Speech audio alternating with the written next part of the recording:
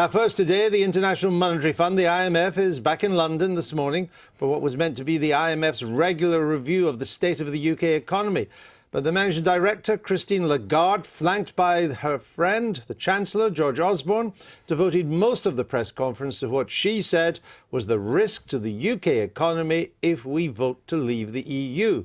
She was asked by the BBC's Kamal Ahmed why the IMF felt it was appropriate to intervene in such a heated political debate at such a critical moment. We do that on a regular basis when there is a major election coming up. Brazil, for instance, was a case in point. And we do that because we need to have a dialogue with authorities that are empowered, that are in position, and that can actually take ownership of their policies and explain to us what their policies will be going forward. So in the case of a referendum, that's another matter. The authorities are not going to be removed as a result of such matters.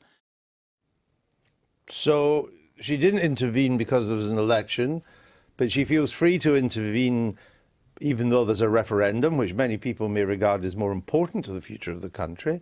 How does that work? And it's not just that. She's going to intervene again within a week of the referendum debate because they're going to publish a full report fleshing out all the fire and brimstone and dire consequences that will follow. Is that really fair?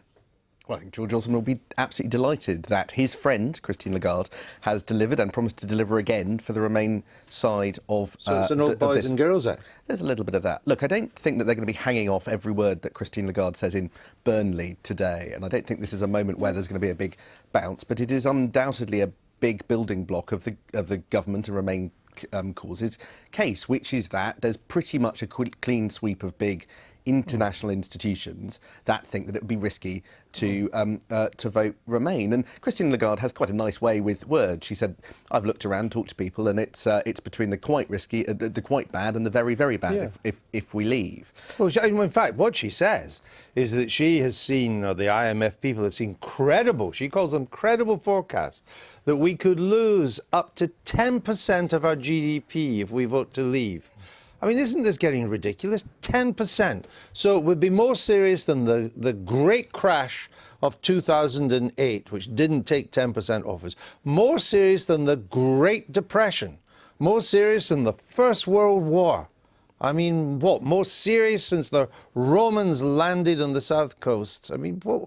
10% of GDP. And that is certainly a lot more than quite a lot of the other comparative forecasts that we've had. There doesn't seem to be an IMF forecast, it's a forecast. No, she said she looked at what she called credible forecasts that range from 1.5 to 9.5. But we don't know quite who the 9.5 is yet, which is quite key. Look, I think that the way that this works. So the IMF has always been a bit of a political institution, and that in a sense is the way that it will be attacked by the Vote Leave campaign. It was an organisation that you could make the case missed the financial crisis. You can point out that it did. It did, which it did. You can point out that it was asking for Britain to change course just at the point where the economy was recovering, and arguably it didn't need to. So which it did. Which it did. So you can make a perfectly good case that its track record is chequered.